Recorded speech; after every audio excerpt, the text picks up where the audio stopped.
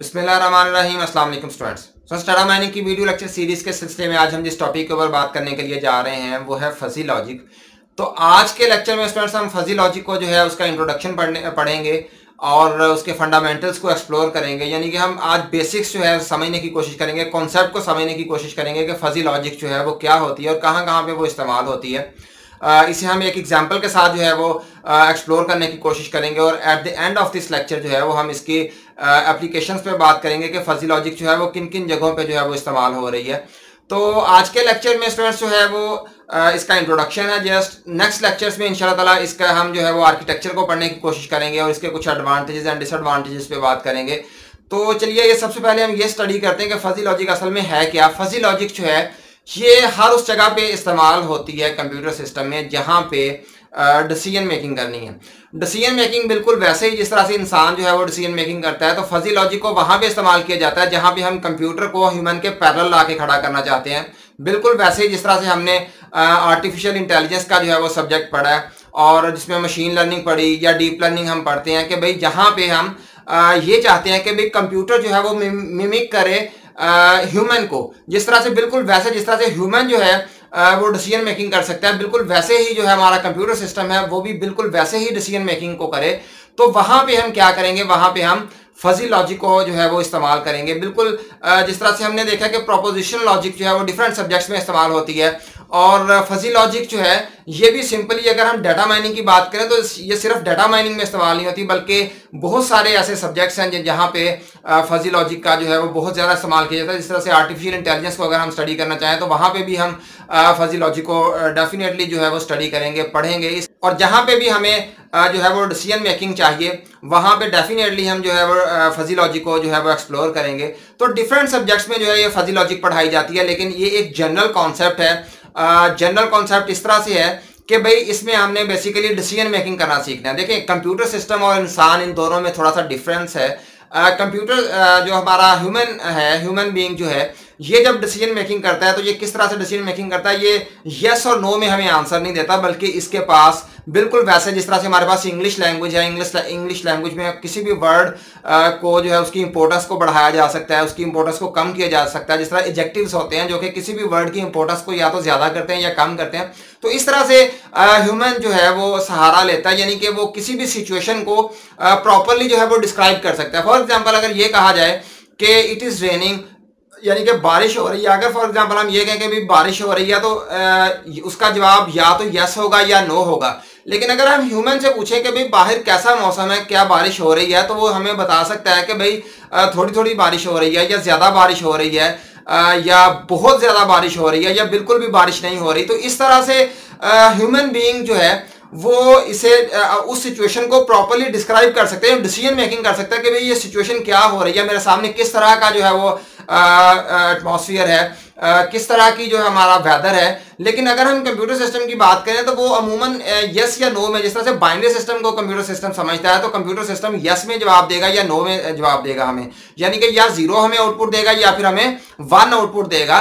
तो लेकिन हम ये चाहते हैं कि भाई ये वो बिल्कुल जीरो और वन, यानी कि वो एक क्लासिकल जो हमारे पास लॉजिक होती है उसे इस्तेमाल ना करें कि भाई या तो यस है भाई बारिश हो रही है या फिर नहीं हो रही बारिश। तो कंप्यूटर सिस्टम हमें सिर्फ यही आंसर दे सकता है कि हाँ भी बाहर बारिश हो रही है, वेट है, ह्यूमिडिटी ज्यादा है, तमाम कैरेक्टरिस्टिक्स को पढ़ने के बाद वो हमें आंसर दे देगा।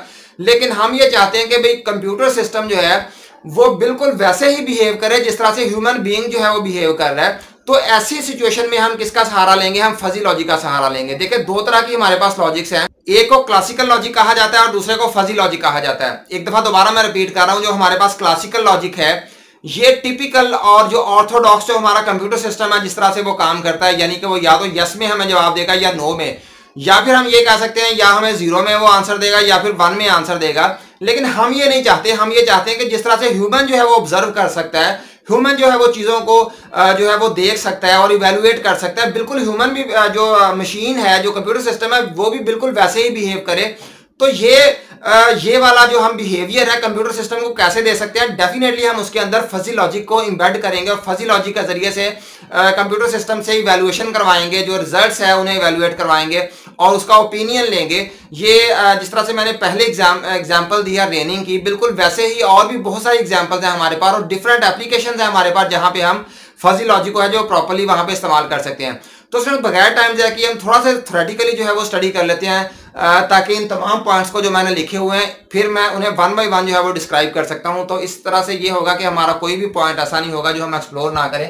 तो चलिए ये सबसे पहले हम देखते हैं कि ये क्या फजी लॉजिक जो है ये क्या है। The term fuzzy refers to the things which are not clear और आर वैग्यू। तो इसके लिए नॉट क्लियर या वैग्यू के लिए और भी टर्म्स मैंने ऊपर लिखी हुई हैं, जिस तरह से हमारे पास एम्बिगियस है या डिस्टॉर्टेड है या फिर इनएक्यूरेट है या इनकम्प्लीट है, इस तरह की टर्म्स जो है वो इस्तेमाल हो सकती हैं। तो ये फजी लॉजिक बेसिकली वहां पे इस्तेमाल होगी जहां पे चीजें हमारे पास बिल्कुल क्लियर नहीं है। वैसे तो कंप्यूटर सिस्टम जो है डेफिनेटली अगर उसे कोई चीज क्लियर नहीं होगी तो वो क्या हमें आंसर देगा, वो डेफिनेटली हमें जीरो आंसर दे देगा। अगर उसे क्लियर हो जाता है, उसे पता चल जाता है कि अभी रेनिंग हो रही है, फिर ही वो यस देगा, वरना अगर वो उसे एम्बिगुअस है या उसके अंदर इनएक्यूरेट है या कोई भी फॉर एग्जांपल वैग्यू है, उसे क्लियर नहीं है चीजों का, तो फिर वो हमें पॉजिटिव में आंसर नहीं देगा, डेफिनेटली वो हमें नेगेटिव यानी कि जीरो में वो हमें आंसर प्रोवाइड कर देगा। तो ऐसी सिचुएशन में हम फजी लॉजिक जो है वो इस्तेमाल कर सकते हैं और फजी लॉजिक को इस्तेमाल करके हम अपना जो डिजायर्ड आउटपुट जो है, डिजायर्ड जो हमें वैल्यू जो है वो गेट करना चाहते हैं कंप्यूटर सिस्टम से, कर सकते हैं। Fuzzy logic provides a valuable flexibility for reasoning just like human reasoning. यानी किसी भी चीज के आर्गुमेंट्स को देखते हुए हम उससे रिजल्ट को डिड्यूस करवा लें तो इसे रीजनिंग कहा जाता है। तो ये फ्लेक्सिबल वे है किसी भी चीज की रीजनिंग तक पहुंचने के लिए, रीजनिंग को देखते हुए उसे इवैल्यूएट करने के लिए, किसी रिजल्ट तक जो है वो पहुंचने के लिए। तो फजी लॉजिक जो है इट इमिटेट्स ह्यूमन रीजनिंग, जो बिल्कुल ह्यूमन की तरह से जो है वो रीजनिंग कर सकता है, and considers all intermediate possibilities between yes and no. तो ये वही बात है जो मैंने पहले डिस्क्राइब की है कि भाई जो कंप्यूटर सिस्टम है वो या तो हमें यस में आंसर देगा या फिर नो में आंसर देगा, लेकिन अगर फजी लॉजिक का इस्तेमाल करेंगे तो ये वो रीजनिंग जो है, जो ह्यूमन जो है वो रीजनिंग को इस्तेमाल करता है, बिल्कुल उसी रीजनिंग को इस्तेमाल करते हुए यस और नो के दरमियान में भी जो डिफरेंट हमारे पास वैल्यूज होंगी उन्हें भी हम इस्तेमाल कर सकेंगे। इसके बाद है कन्वेंशनल लॉजिक प्रोवाइड्स यस और नो। कन्वेंशनल लॉजिक भी इसे कहा जाता है, इसे क्लासिकल लॉजिक भी कहा जाता है, डिफरेंट इसके जो है वो नेम्स हैं हमारे पास। तो या जो इसमें ये सिंपली कॉन्सेप्ट यही है कि या तो यस में आंसर देगा या नो में आंसर देगा, तो इसे कन्वेंशनल भी कहा जा सकता है या फिर क्लासिकल भी कहा जा सकता है या सिंपल भी कहा जाता है। जबकि fuzzy logic provides a large number of possibilities such as certainly yes. जिस तरह से ये एग्जांपल है मैंने यहाँ पे दी हुई है कि भाई अगर फजी लॉजिक की बात करें तो वो हमें इस तरह से आंसर दे सकता है, इंस्टेड ऑफ यस और नो, यस और नो की बजाय वो हमें इस तरह से आंसर दे सकता है कि भाई सर्टेनली यस। बिल्कुल ये बहुत इसमें जो है वो श्योरिटी जो है वो प्रोवाइड की जा रही है फर्स्ट वाले में। इसके बाद सेकंड में हमारे पास है पॉसिबली यस। पॉसिबली यस का मतलब ये है कि भाई ये हो भी सकता है, नहीं भी हो सकता है। जबकि पहले में उसने बहुत ज्यादा जोर देके कहा कि भाई यस जो है उस पर जोर दिया गया, जबकि दूसरे में वो कह रहा है कि भी हो सकता है कि ये हाँ में इसका आंसर हो। इसके बाद एक कैन नॉट से, यानी कि वो उस पर कुछ भी राय देने के लिए तैयार नहीं है। जिस तरह से ह्यूमन कह सकता है, ह्यूमन को अगर फॉर एग्जांपल वो क्वेश्चनियर दिया जाए या उसका इंटरव्यू दिया जाए, उसे कहा जाए कि भाई इसका क्वेश्चन का आंसर दो, तो अगर यही फॉर एग्जांपल क्वेश्चन कंप्यूटर को किया जाए तो कंप्यूटर जो है वो मजबूर है इस बात पे कि वो या तो यस कहेगा या फिर नो कहेगा। लेकिन ह्यूमन ये बात कह सकता है कि भाई मुझे इसके बारे में कोई इल्म नहीं है, मैं इस पर कोई भी राय नहीं देना चाहता। तो इसका मतलब यही है कि कैन नॉट से वो कुछ भी कहना नहीं चाहता।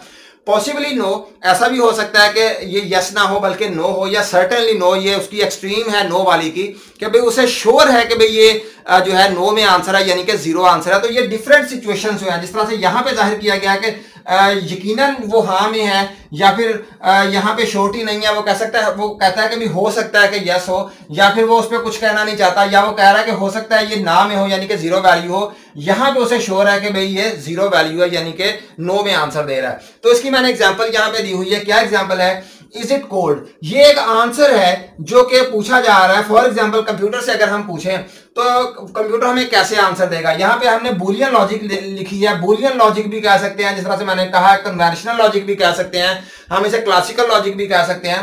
तो यहाँ पे अगर बूलियन लॉजिक या क्लासिकल लॉजिक या कन्वेंशनल लॉजिक का इस्तेमाल करें तो इज इट कोल्ड, वो कहेगा कि भाई या तो वो इसका यस में आंसर देगा यानी कि 1 में आंसर देगा, या फिर उसका 0 में आंसर देगा। या तो कहेगा यस बिल्कुल ये ठंडा है, या फिर वो कहेगा कि नहीं भी बिल्कुल ठंडा नहीं है। लेकिन अगर ह्यूमन से ये पूछा जाए या फिर हम इसे फजी लॉजिक जो कंप्यूटर सिस्टम में हम इस्तेमाल कर सकते हैं उसे एम्प्लॉय करें अगर यहाँ पे, तो फिर हमारे आंसर क्या हो सकते हैं।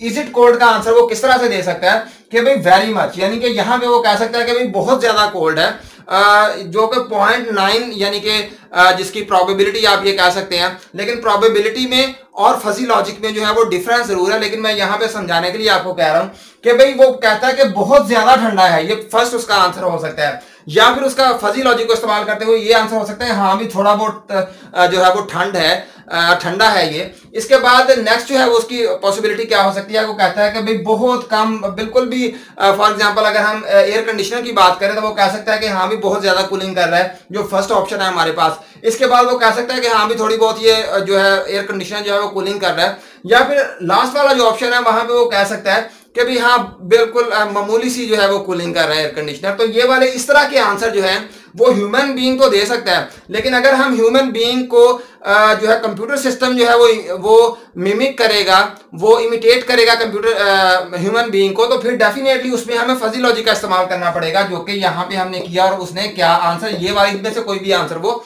दे सकता है। इसके बाद फजी लॉजिक जो है ये हम फॉर एग्जांपल यहाँ पे जैसे मैंने लिखा हुआ है, it can be implemented in hardware software और बोथ। तो इसे हार्डवेयर में भी इम्प्लीमेंट किया जा सकता है फजी लॉजिक को, इसे एज अ सॉफ्टवेयर यानी कि एल्गोरिदम की सूरत में यानी कि प्रोग्राम की सूरत में भी हम फजी लॉजिक को इम्प्लीमेंट कर सकते हैं, या फिर हार्डवेयर में भी एम्बेड कर सकते हैं, या दोनों में कोई ऐसा फॉर एग्जांपल आप अगर इलेक्ट्रॉनिक्स की चीजें देखें तो वो कॉम्बिनेशन होता है हार्डवेयर प्लस सॉफ्टवेयर का। तो यहाँ पे ये बात हमारे सामने क्लियर हो रही है कि भाई हम इसे हार्डवेयर में भी इम्प्लीमेंट कर सकते हैं, हम इसे सॉफ्टवेयर में भी इम्प्लीमेंट कर सकते हैं, या दोनों में भी इम्प्लीमेंट कर सकते हैं। तो इसके बाद है its range starts from small micro controllers to large work station. तो फजी लॉजिक को हम स्मॉल एक फॉर एग्जांपल एक चिप में, बहुत मामूली सी जो छोटी सी चिप होती है उसमें भी हम इसे इंप्लीमेंट कर सकते हैं, या फिर एक बहुत बड़ा जो सिस्टम है हमारे पास, फॉर एग्जांपल नेटवर्क में कोई वर्क स्टेशन वगैरह लगे हुए हैं, बहुत बड़ा एक आर्किटेक्चर बनाया हुआ है हार्डवेयर का, वहां पे भी हम फजी लॉजिक को इंप्लीमेंट कर सकते हैं। तो डिफरेंट जगहों पे यानी कि छोटे से छोटे और बड़े से बड़े हर किस्म के आर्किटेक्चर में हम फजी लॉजिक को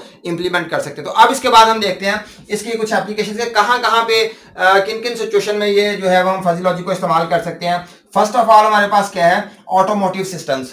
तो ऑटोमेटिक सिस्टम्स का क्या मतलब है, यानी कि जो हमारे पास व्हीकल्स हैं, जो फॉर एग्जांपल ऑटोमेटिक व्हीकल्स हमारे पास कुछ जो होती हैं वो मैनुअल होती हैं व्हीकल्स, कुछ ऑटोमेटिक व्हीकल्स होती हैं।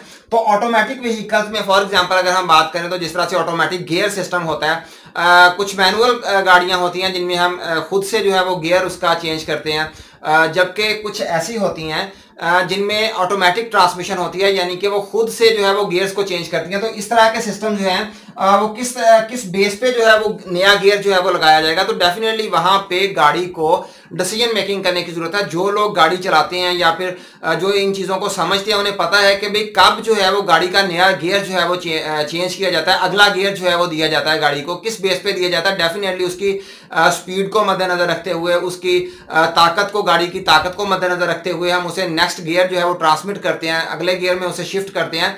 तो वहां पे क्या होता है, डिसीजन मेकिंग करनी होती है बेसिकली। तो किसकी मदद से वो करता है, वो फजी लॉजिक की जो है वो फजी लॉजिक को बेस बना के वो डिसीजन मेकिंग करता है और उसकी गियर शिफ्टिंग करता है। इसके अलावा फॉर एग्जांपल स्टूडेंट्स आपने देखा है जो लोग जानते हैं कि एबीएस ब्रेक्स होती हैं, यानी कि एंटी लॉक ब्रेकिंग सिस्टम होता है कि भाई फॉर एग्जांपल अचानक उसे कंप्लीट ब्रेक लगा देनी है या फिर थोड़ा थोड़ा उसे आहिस्ता आहिस्ता से उसे ब्रेक लगानी है, छोड़ छोड़ के ब्रेक लगानी है। तो एबीएस ब्रेक्स जो है वो आप जानते हैं कि ये किस काम के लिए इस्तेमाल होती है, ये स्लिप करने से बचाती है। यानी कि अगर फॉर एग्जांपल गाड़ी स्लिप करना शुरू कर दी है, सेंसर लगे हुए होते हैं, और वो डिसीजन मेकिंग जो है वो कौन करता है, वो फजी लॉजिक को बेस बना के जो है वो डिसीजन मेकिंग की जाती है। इसी तरह से जो सेल्फ ड्राइविंग कार्स आ रही हैं वहां पे भी डेफिनेटली जो है वो फजी लॉजिक जो इस्तेमाल होगी। इसके बाद नेक्स्ट हमारे पास है कंज्यूमर इलेक्ट्रॉनिक गुड्स। तो इलेक्ट्रॉनिक गुड्स जो है फॉर एग्जांपल हमारे पास जो है कैमराज हैं, फॉर एग्जांपल हमारे पास टेलीविजन है, या फॉर एग्जांपल हमारे पास फोटोकॉपियर मशीन्स हैं। तो ये तमाम की तमाम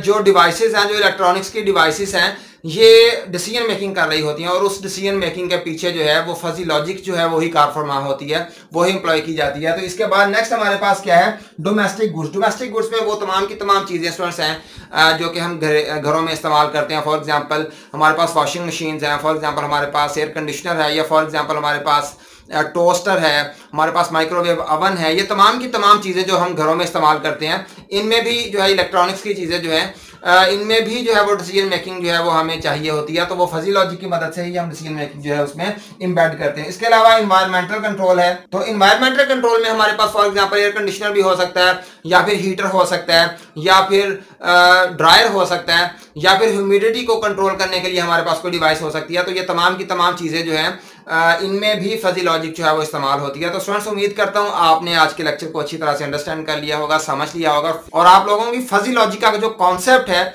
उस पर ग्रिप हो गई होगी। तो इंशाल्लाह ताला नेक्स्ट लेक्चर में इसके आर्किटेक्चर पे बात करेंगे। तब तक के लिए अल्लाह हाफिज।